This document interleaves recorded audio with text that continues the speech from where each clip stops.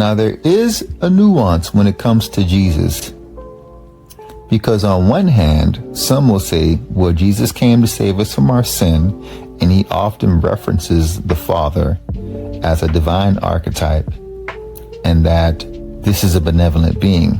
Well, to that, I would argue that there is some truth in that, but that there are two Jesuses.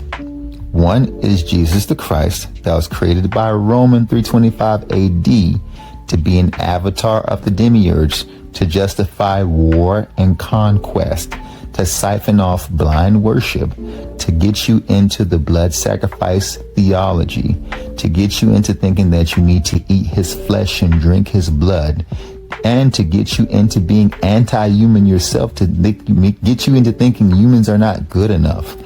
So that Jesus is an avatar of the Demiurge. The true Yeshua, the Messiah, came here to teach you that infinite consciousness is your Father, that this being has an intimate relationship with you, that the kingdom of heaven is within you, and that the doorway to the kingdom is love, forgiveness, charity, chastity, and renunciation.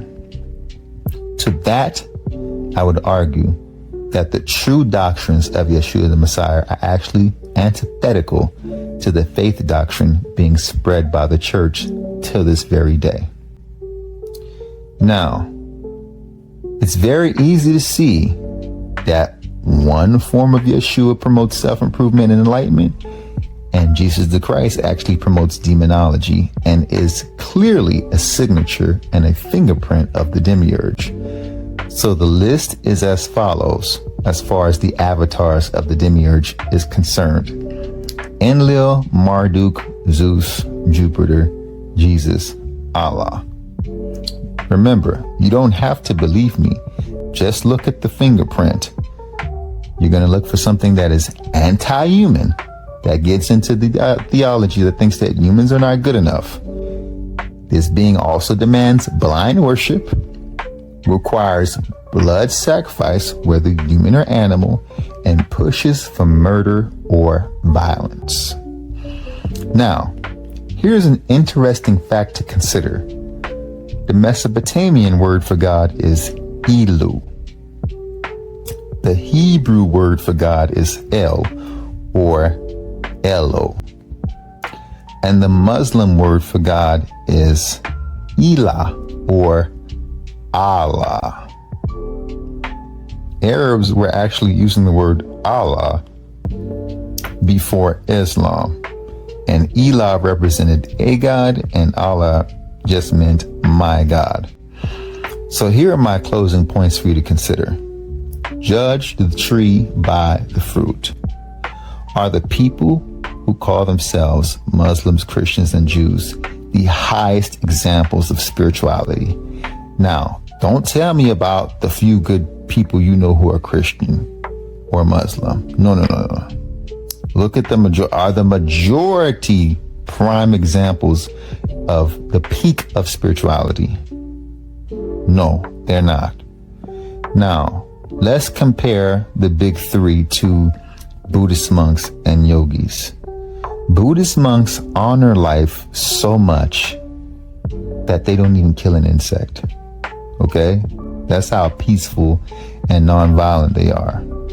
They dedicate their lives to meditating all day, every day, to attain nirvana, to attain enlightenment, to realize their soul.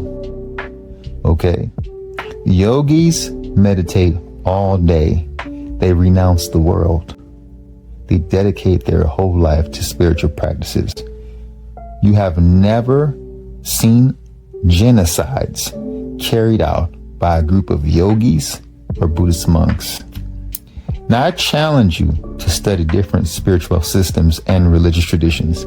If you telling me that I've studied a variety of religions and you only studied Christianity, Islam, and Judaism, then you haven't studied different religions. You stepped out of your house and you went next door. You didn't go that far. Okay? Really studying different religions around the planet would cause you to go to different countries and look at what they're doing and what they have to offer. Okay? Point number 2 that I'm going to make as a strong closing point. If you worship a god of genocide, violence, murder, blood sacrifice, child sacrifice, rape, misogyny, slavery, and racism, then what does that make you? Remember, the Demiurge is working against us, but with our consent. Our consent is blind worship and our personal imbalances. So remember, I think the person who is the believer or the devotee becomes like the God they worship. If your God is not pushing you into enlightenment, into love, into nirvana, into transcendence, into knowledge, and pushing you into war, violence, misogyny, slavery, rape, and justifying the worst things that humans can do against each other, then what does that make you if you worship this type of being? What does that make you? Go ahead and comment with your answer below in the comments. For now, you guys have a great day. I've given you something to think about. Live, laugh, and love.